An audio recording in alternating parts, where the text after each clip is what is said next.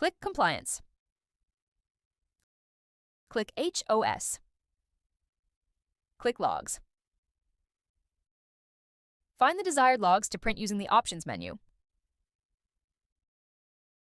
Click Print.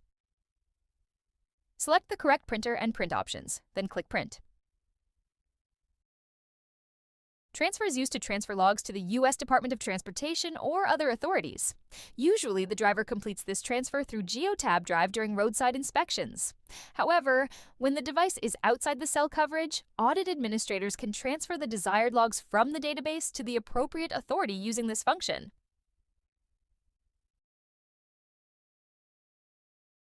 Click Transfer. Select a date period. Select the drivers to transfer logs for.